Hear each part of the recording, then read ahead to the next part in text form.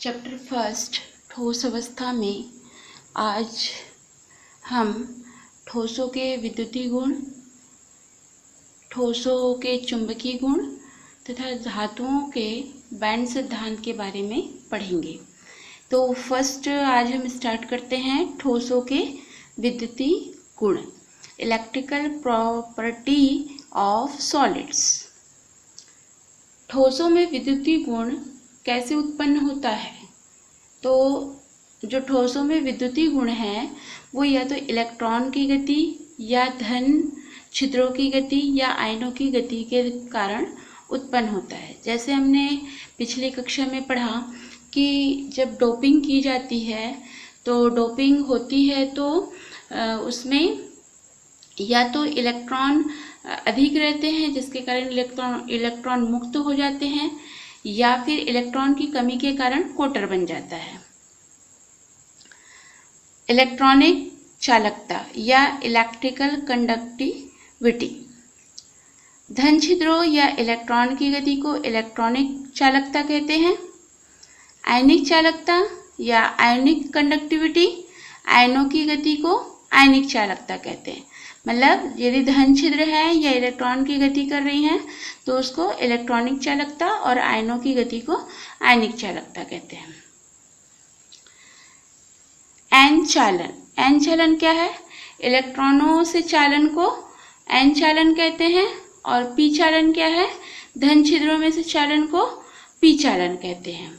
हमको याद क्या रखना है कि हमने जो आयनिक ठोस पढ़ा था, क्रिस्टलीय ठोसों के वर्गीकरण में हमने पढ़ा था कि जो आयनिक ठोस होते हैं ये शुद्ध अवस्था में ठोस ही रहते हैं। क्यों? क्योंकि उसके आयन स्थिर रहते हैं, और यदि उसको गलित अवस्था में विलयन बना दिया जाए या फिर उसको गला दिया जाए तो ये विद्युत चालन द्वारा चालक बन जाते हैं। क्यों? क्योंकि उसमें क्या होता है, इलेक्ट्रॉन मुक्त हो जाता है या फिर आयन मुक्त होते हैं। नेक्स्ट, विद्युत चालकता के आधार पर ठोस के प्रकार। जो विद्युत चालकता होती है इसके आधार पर सुचालक कंडक्टर, कुचालक नॉन कंडक्टर, अर्धचालक सेमी कंडक्टर। तो हम एक एक करके देखते हैं। सुचालक जैसे हमने पढ़ा है पहले कि जब विद्युत धारा एक स्थान से दूसरे स्थान तक प्रवाहित होती है तो सुचालक, यदि नहीं होती है तो कुचालक। तो अब हम बड़ी क्लास के हिसाब से हम क्या देखेंगे कि ऐसे पदार्थ जिसमें विद्युत धारा का अधिकतम प्रवाह हो सकता है। देखिए वही बात को बोला, अधिकतम प्रवाह हो सकता है, लेकिन यहाँ पर हमको और क्या देखना है कि इसकी विद्युत चालकता 10⁴ से 10⁷ ओम इनवर्स मीटर इनवर्स कोटि की होती है। यदि विद्युत चालकता इस कोटि के अंतर्गत आएगी तो वह पदार्थ सुचालक होगा। उदाहरण है धातुओं में एल्युमिनियम, कॉपर, सिल्वर और भी बहुत सारे धातु शामिल है। विद्युत अपघट्य सोडियम क्लोराइड या फिर सल्फ्यूरिक अम्ल और इस तरीके के और दूसरे यौगिक भी सुचालक होते हैं। सेकेंड है कुचालक नॉन कंडक्टर, ऐसे पदार्थ जिनमें प्रायोगिक रूप से विद्युत का प्रवाह नहीं होता। इनकी विद्युत चालकता 10⁻⁻20 से 10⁻⁻10 ओम इनवर्स मीटर इनवर्स कोटि की होती है। उदाहरण के अंतर्गत क्या होगा? धातुएं जिसमें फास्फोरस, सल्फर और भी अन्य धातुएं शामिल रहेगी। और विद्युत अनपघट्य जो यूरिया, सुक्रोज और इनके अलावा रबर, बेकेलाइट, ये जो है बहुलक है, और लकड़ी आदि जो है कुचालक पदार्थ के अंतर्गत आते हैं। क्यों? क्योंकि इनकी विद्युत चालकता कितनी 10⁻⁻20 से 10⁻⁻10 ओम इनवर्स मीटर इनवर्स की कोटि की होती है। अर्धचालक या सेमीकंडक्टर, सामान्यतः पर जब किसी अर्धचालक पदार्थ की विद्युत चालकता जब इन दोनों के बीच का होगा, यानी कि जो ये आपकी विद्युत चालकता का मान दिया है इसके बीच का मान होगा, तब वह पदार्थ अर्धचालक होगा। तो विद्युत चालकता कितनी होती है? 10⁻⁹ से 10⁻² ओम इनवर्स मीटर इनवर्स कोटि की होगी। परम शून्य ताप पर ये पूर्ण कुचालक होते हैं, जैसे कि सिलिकॉन, जर्मेनियम आदि। अर्धचालकों की चालकता में वृद्धि, दो प्रकार से संभव है। जैसे हमने अर्धचालक पढ़ा तो कितने रेंज के पदार्थों को अर्धचालक कहते हैं, तो इसमें उसकी चालकता को कैसे बढ़ाया जाए। तो हमने अभी पिछली कक्षा में अर्धचालक पढ़े, एन टाइप के अर्धचालक, पी टाइप के अर्धचालक। वो क्यों होता है? क्योंकि उसमें कुछ अशुद्धता दोष के कारण होता है। तो अशुद्धता दोष के कारण ही डोपिंग की जाती है। तो इसमें फर्स्ट है डोपिंग के द्वारा अर्धचालकता की चालकता बढ़ाई जाती है, और दूसरा ताप वृद्धि द्वारा अर्धचालक की चालकता में वृद्धि की जाती है। तो डोपिंग हमको पता है कि कोई शुद्ध पदार्थ में ठोस की अशुद्धि को मिलाना डोपिंग कहलाता है। और डोपिंग के द्वारा क्या की जा सकती है? या तो फिर इलेक्ट्रॉन की संख्या या मुक्त इलेक्ट्रॉनों की संख्या अधिक रहती है, या फिर कोटर या छिद्र या होल का निर्माण हो जाता है, जिसके कारण अर्धचालक की चालकता बढ़ती है। तो इस प्रकार डोपिंग से प्राप्त अर्धचालक जो पदार्थ होते हैं उसको बाह्य अर्धचालक या एक्सट्रिंसिक सेमीकंडक्टर कहलाते हैं। तो अधिक इलेक्ट्रॉन युक्त अशुद्धि द्वारा डोपिंग, तो ये किस टाइप का? एन टाइप के जो अर्धचालक होते हैं। एन का मतलब क्या होता है? नेगेटिव, ऋणात्मक। तो हमने पढ़ा है कि जो समूह के 14 यानी कि सिलिकॉन या जर्मेनियम होते हैं, तो उसमें भी समूह 15 के तत्वों को मिला देते हैं, क्योंकि समूह 15 के तत्व की में संयोजी इलेक्ट्रॉन कितने? 5 होते हैं। तो वो समूह 14 के तत्व से 4 इलेक्ट्रॉनों से ससंयोजी बंध बना लेते हैं, लेकिन एक इलेक्ट्रॉन बच जाता है, तो वो इलेक्ट्रॉन मुक्त रहता है। इस कारण से चालकता बढ़ती है। और सेकंड है कम इलेक्ट्रॉन युक्त अशुद्धि द्वारा डोपिंग। तो ये इसमें पी टाइप के अर्धचालक आते हैं। पी का मतलब क्या है? पॉजिटिव या धनात्मक। तो इसमें हम लोगों ने क्या पढ़ा था कि जो समूह 14 के तत्व हैं उसमें समूह 13 के तत्वों की डोपिंग की जाती है। मतलब इसके संयोजी जो समूह 13 के तत्व हैं उसमें संयोजी कक्ष में 3 इलेक्ट्रॉन रहते हैं। तो वो समूह 14 के तत्व में 3 इलेक्ट्रॉनों से तो बंध बना लेते हैं, लेकिन चौथा इलेक्ट्रॉन से बंध नहीं बनाते हैं, लेकिन वो जुड़े रहते हैं और वहाँ पर एक छिद्र का निर्माण या कोटर का निर्माण हो जाता है। इस प्रकार से हम देखते हैं कि दो तरीके से जो अर्धचालकों की चालकता को बढ़ाई जाती है। और ये दूसरा टाइप है ताप वृद्धि द्वारा। विद्युत रोधी के ताप में वृद्धि से चालकता बढ़ता है, अतः विद्युत रोधी को गर्म करने पर प्राप्त अर्धचालक आंतर अर्धचालक या इंट्रिंसिक सेमीकंडक्टर कहलाते हैं। अर्धचालक के अनुप्रयोग या एप्लीकेशन ऑफ सेमीकंडक्टर, जो इसका अर्धचालकों का प्रयोग किस किस में करते हैं? तो पहला है डायोड बनाने में। डायोड कैसे बनता है? जो एन टाइप और पी टाइप के अर्धचालक है उसको संयोजन करके डायोड का निर्माण होता है। इसका उपयोग जो है परिशोधक के रूप में करते हैं। तो ये जो है जो एन टाइप और पी टाइप के अर्धचालक होते हैं उसको प्रयोग में विद्युत परिपथ के निर्माण करने के लिए किया जाता है। सेकेंड, ट्रांजिस्टर बनाने में, यानी कि जो आप जब फिजिक्स का प्रैक्टिकल करेंगे तो आप देखेंगे कि जो पीएनपी और एनपीएन प्रकार का जो ट्रांजिस्टर होता है तो ये प्रयोगशाला में उपयोग करते हैं। और इनका उपयोग जो ट्रांजिस्टर होता है उसको रेडियो या ऑडियो सिग्नल के पहचान में किया जाता है। सौर सेल, आपने सौर पैनल देखा होगा, जगह जगह पर सौर पैनल देखा जाता है। आजकल भारत सरकार भी सौर पैनल पर बढ़ावा दे रही है। आप घरों में भी सौर पैनल का उपयोग करिए करके कहती है। तो सौर पैनल जो है सौर सेल से बनाया जाता है, क्योंकि ये फोटोडायोड एक अच्छा, सरल और दक्ष फोटोडायोड होता है। क्योंकि इसका प्रयोग क्या करते हैं? जो सूर्य का प्रकाश रहता है, सूर्य प्रकाश से चलता है, वो उसको ग्रहण करता है और फिर वो विद्युत ऊर्जा में बदल जाती है। जैसे आप रायपुर में देखेंगे एक ऊर्जा पार्क है, आप जरूर जाइए वहाँ देखिए कि किस प्रकार से सोलर पैनल लगा हुआ है। और वहाँ पर सभी चीज़ें जैसे कि नाव है ये सोलर पैनल से चलता है, और जो वहाँ पर बिजली वगैरह लगाई गई है वो सभी सोलर पैनल से, यानी सूर्य की ऊर्जा को विद्युत ऊर्जा में बदल करके उसका प्रयोग किया जा रहा है। तो आप लोग भी ऐसा कीजिए। नेक्स्ट पॉइंट है अतिचालकता या सुपर कंडक्टिविटी। इसकी खोज जो है कैमरलिंग ओन्स ने सन 1913 में की। अतिचालकता क्या होते हैं, किस पदार्थ को अतिचालकता कहते हैं? ऐसे पदार्थ जो परम शून्य ताप पर शून्य प्रतिरोधकता के साथ पूर्ण चालक बन जाते हैं। मतलब परम शून्य ताप पर वो पूरा शून्य प्रतिरोधकता प्रदर्शित करेगा, तब वो पूर्ण चालक बन जाएगा, तो इसे अतिचालक कहते हैं और उनके इस गुण को अतिचालकता कहते हैं। या फिर हम इसकी दूसरी परिभाषा बोल सकते हैं कि वे पदार्थ जो विद्युत धारा के प्रवाह में कोई बाधा या प्रतिरोध उत्पन्न नहीं करते। मतलब विद्युत धारा बह रही है, प्रवाहित हो रही है, लेकिन उसमें कोई प्रतिरोध या बाधा उत्पन्न नहीं होगी, तो उसे अतिचालक कहेंगे और इस गुण को अतिचालकता कहते हैं।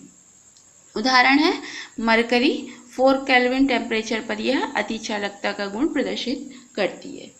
तो हमको याद रखना क्या है कि धातुओं का प्रतिरोध तापमान पर निर्भर करता है और ताप में कमी के साथ प्रतिरोध घटता है तथा परम शून्य ताप के निकट लगभग शून्य हो जाता है।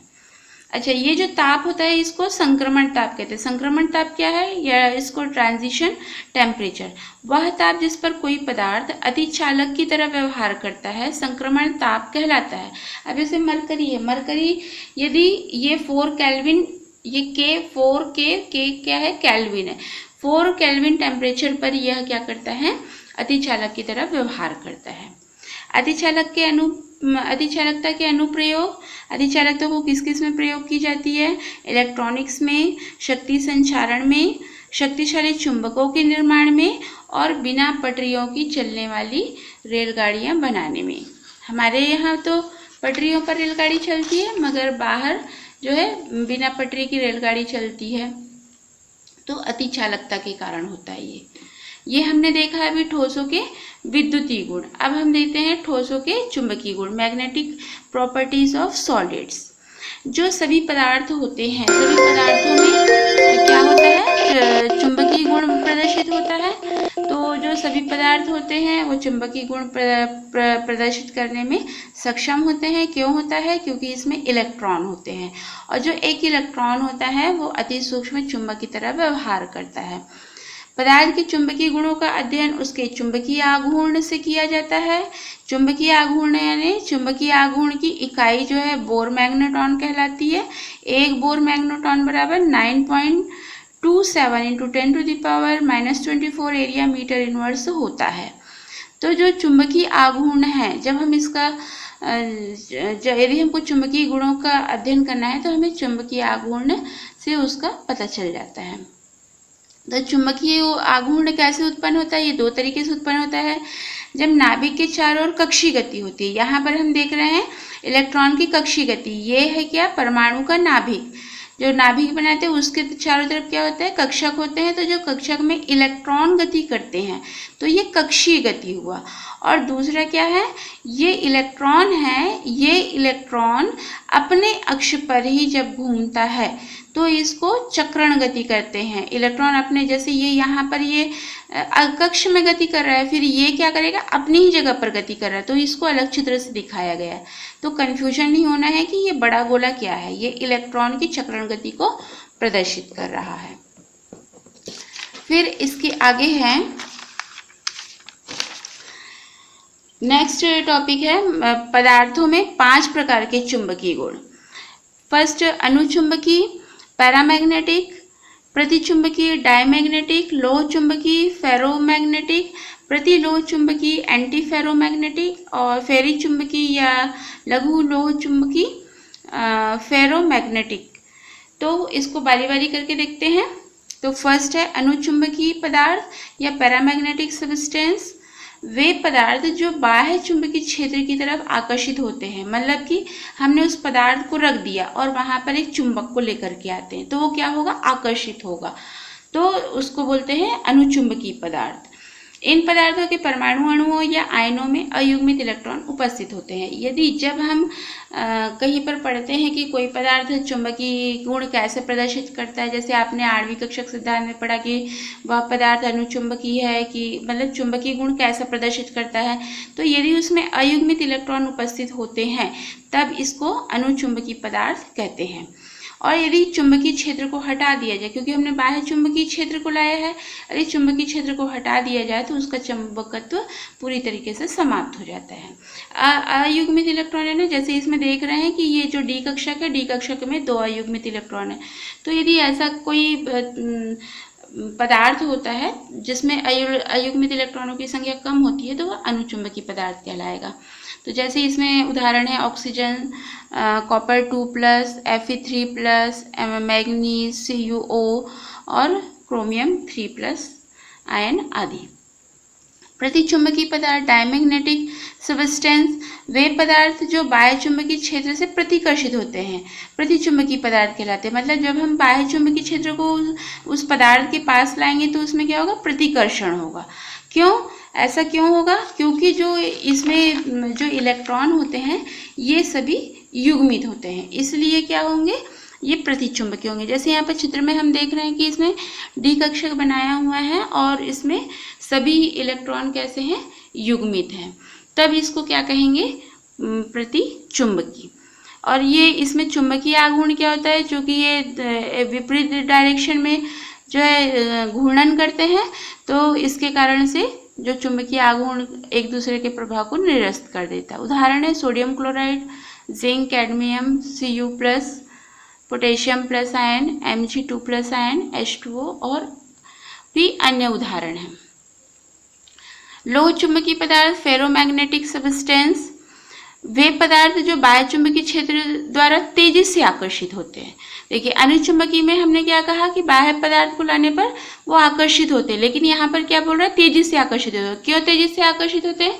क्योंकि यहाँ पर जो देख रहे हैं हम कि जो कक्षक बना है उसमें क्या हो रहा है कि सभी इलेक्ट्रॉन क्या है, अयुग्मित है और इसमें ये अर्धपूरित है, तो यहाँ पर ये कैसा होगा, लोह चुंबकीय।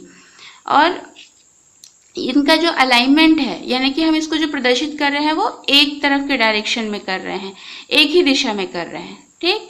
और जो चुंबकीय क्षेत्र, जो बाह्य चुंबकीय क्षेत्र यदि उसको दिया जा रहा है, यदि उसको हटा लेते हैं फिर भी वो पदार्थ क्या करता है, चुंबकत्व का गुण को प्रदर्शित करते रहता है। तो उदाहरण क्या है, आयरन, निकिल, कोबाल्ट आदि। जैसे हम लोग खेल करते हैं कि चुंबक को ले आए, कोई लोहा का पदार्थ ले आए और फिर उसको हम चिपका देते हैं, फिर उसके बाद में जब उसको हटाते हैं तो दूसरे से भी उसको चिपकाते हैं जो लोहा है उसको, तो वो चुंबकीय गुण शो करता है। प्रतिलोह चुंबकीय पदार्थ एंटी फेरोमैग्नेटिक सब्सटेंस, ऐसे पदार्थ जिनमें बराबर संख्या में अयुग्मित इलेक्ट्रॉन विपरीत दिशा में संरेखित होती है। मतलब यहाँ पर हम चित्र में देख रहे हैं, हम इसमें चित्र में देख रहे हैं क्या कि जो इलेक्ट्रॉन है ये अयुग्मित है, लेकिन अब यहाँ पर 5 की जगह 6 कक्षक बने, क्योंकि यहाँ पर देखिए जो उदाहरण है वो कोई एक तत्व नहीं है, ये यौगिक के रूप में FeO, Fe2O3, MnO, MnO2, Mn2O3 आदि और भी उदाहरण। तो ये क्या है, ये यौगिक हैं, ये तत्व नहीं है। जैसे यहाँ पर देखिए आयरन, निकिल, कोबाल्ट, तो ये अपने परमाणु क्रमांक के हिसाब से इसको ऐसा दिखाया, लेकिन यहाँ पे यौगिक बन रहा है तो ये जो है इसकी कक्षक की संख्या ये सम्मिलित होकर के बना हुआ है। तो इसमें क्या बोल रहा है कि यदि अयुग्मित इलेक्ट्रॉन की संख्या रहेगी लेकिन समान संख्या में, जैसे 3 यदि क्लॉकवाइज है तो 3 जो है एंटी क्लॉकवाइज रहेंगे, तब इसको क्या बोलेंगे, प्रतिलोह चुंबकीय पदार्थ। और इसका जो चुंबकीय आघूर्ण होता है ये इस तरीके से एक क्लॉकवाइज और एक एंटी क्लॉकवाइज होने के कारण इस चुंबकीय आघूर्ण को भी निरस्त कर देता है। तो ऐसे पदार्थ को प्रतिचुंबकीय पदार्थ कहते हैं। नेक्स्ट है लघु लोह चुंबकीय पदार्थ फेरोमैग्नेटिक सब्सटेंस, ऐसे पदार्थ जब अयुग्मित इलेक्ट्रॉन की असमान संख्या विपरीत दिशा में संरेखित होती है। देखिए अभी इसके पहले हमने क्या पढ़ा, प्रतिलोह चुंबकीय पदार्थ, तो उसमें क्या हो रहा था, इसमें चित्र में हम देख रहे हैं कि इसमें 5 कक्षक हैं और सभी क्या है, एक क्लॉकवाइज है, एक एंटी क्लॉकवाइज है, मगर इसकी संख्या कैसी, असमान। और प्रतिलोह चुंबकीय में क्या है कि इसकी संख्या समान रहती, दोनों में यही अंतर है। और इसमें चुंबकीय आघूर्ण शून्य नहीं होता है, उसमें शून्य हो जाता है क्योंकि वो एक दूसरे से क्लॉकवाइज और एंटी क्लॉकवाइज होने के कारण वह शून्य कर देता है, निरस्त हो जाता है चुंबकीय आघूर्ण, मगर इसमें नहीं होता है। इसलिए इसको ऐसे पदार्थों को फेरी चुंबकीय पदार्थ कहते हैं। Fe3O4, Zn, Fe2O4 इसको फेराइट कहते हैं, और भी बहुत सारे उदाहरण। तो ये हुआ ठोसों के चुंबकीय गुण। नेक्स्ट पॉइंट है धातुओं का बैंड सिद्धांत या बैंड थ्योरी ऑफ मेटल्स।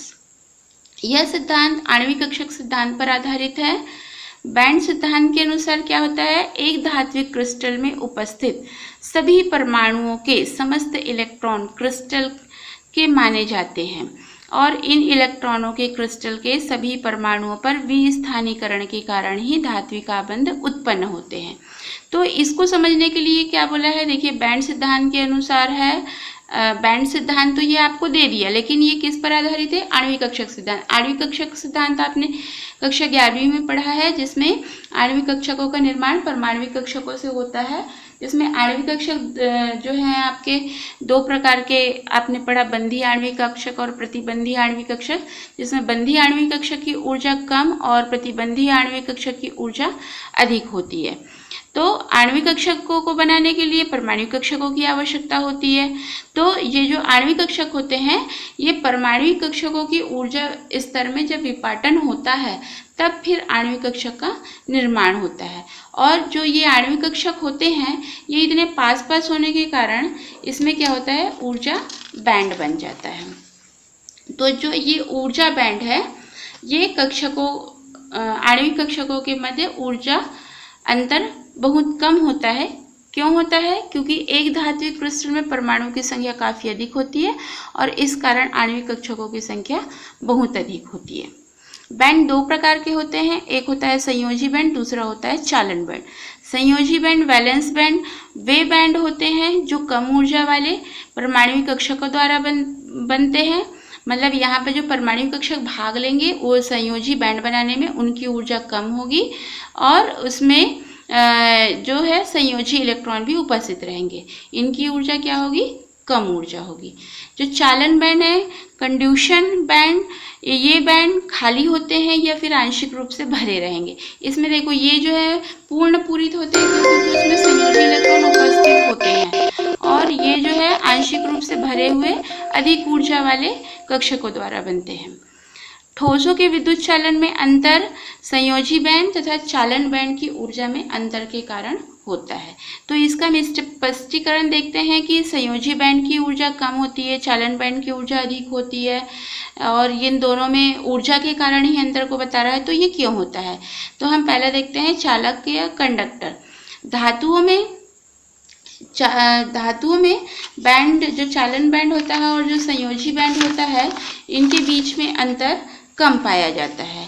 और अंतर कम पाए जाने के कारण क्या होता है, जो आंशिक रूप से जो बैंड रहता है चालन बैंड, वो आंशिक रूप से यहाँ पर आंशिक रूप से पूरित बैंड को दिखाया और यहाँ पर अतिव्यापित बैंड को दिखाया। तो अब बैंड दो प्रकार के हैं, एक संयोजी बैंड है जो कि पूर्ण पूरित रहेगा और एक चालन बैंड है जो खाली रहेगा। तो यहाँ पर ये आपको आंशिक रूप से पूरित बैंड को केवल दिखा रहा है कि ये चालन बैंड है करके। तो यहाँ पर ये पूरी तरीके से खाली होता है, लेकिन जब इसका अतिव्यापन होता है तो ये आंशिक रूप से भर जाता है। ये ऊर्जा को दिखा रहा है। और जो संयोजी ऊर्जा में पहले बोला कि संयोजी बैंड में बताया कि ऊर्जा कम होती है तो इसको नीचे बनाएंगे, और जो खाली चालन बैंड है इसकी ऊर्जा अधिक होती है तो इसको ऊपर बनाएंगे। तो अतिव्यापन होने के कारण ये क्या होता है, इसका जो इलेक्ट्रॉन है, संयोजी बैंड का जो इलेक्ट्रॉन होता है वो चालन बैंड में चला जाता है, जिसके कारण क्या होती है, कोई भी पदार्थ चालक होता है। तो धातुएं जो है विद्युत की अच्छी चालक होती है, ये उसका उदाहरण है। अचालक या विद्युत रोधी, इसमें क्या होता है, यहाँ पर हम चित्र में देख रहे हैं कि जो संयोजी बैंड है, पूर्ण पूरे संयोजी बैंड और खाली चालन बैंड है, तो इनके बीच में क्या हो रहा है, बहुत अधिक अंतर है। ये हम जो लाइन खींचे हैं ये ऊर्जा का है, जो ऊपर की तरफ तीर का निशान दिखा रहा है, मतलब निम्न ऊर्जा जो है नीचे की ओर और ऊपर की ओर जाते जाते उच्च ऊर्जा में जाता है। तो इन दोनों के बीच में जो पूर्णपूरी संयोजी बैंड और खाली चालन बैंड है, इसके बीच में अंतर अधिक होने के कारण जो संयोजी बैंड के जो इलेक्ट्रॉन होते हैं ये खाली चालन बैंड में नहीं पहुंच पाते हैं और विद्युत का चालन नहीं हो पाता है। नेक्स्ट है अर्धचालक या सेमीकंडक्टर। इसमें क्या होता है, इसमें ये अर्धचालक व्यवहार प्रदर्शित करते हैं। क्यों अर्धचालक करते हैं? क्योंकि इसको क्या होता है, इसमें जो पूरी संयोजी बैंड होता है और खाली चालन बैंड होता है, इनके बीच में कम अंतर होता है। क्योंकि हम जानते हैं कि कमरे के ताप पर अर्धचालक विद्युत के श्रेष्ठ चालक नहीं होते, परंतु यदि ताप वृद्धि कर दिया जाए, अब यहाँ सामान्य में ये ऐसा है, लेकिन जब इसमें ताप वृद्धि कर दी जाएगी तो संयोजी बैंड के इलेक्ट्रॉन ऊर्जा को प्राप्त करके वो चालक बैंड में से गुजरते हैं, जिसके कारण वो क्या होता है, अर्धचालक की तरह व्यवहार करता है। तो यहाँ पर उदाहरण दे रहा है, बेरिलियम का परमाणु क्रमांक 4 होता है, तो उसका इलेक्ट्रॉनिक विन्यास 1s2 और 2s2 होता है। जो 2s का कक्षक अतिव्यापन करके पूरी संयोजी बैंड बना लेता है, और 2p कक्षक अतिव्यापन करके खाली चालन बैंड बनाता है, जिसकी ऊर्जा अधिक होती है। और संयोजी बैंड चालन बैंड की ऊर्जा में अंतर कम होने के कारण संयोजी बैंड से इलेक्ट्रॉन चालन बैंड में स्थानांतरित हो जाते हैं, जिसके कारण बेरिलियम क्या होता है, विद्युत का सुचालक होता है।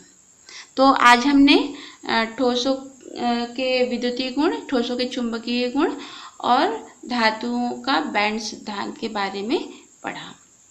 Thank you.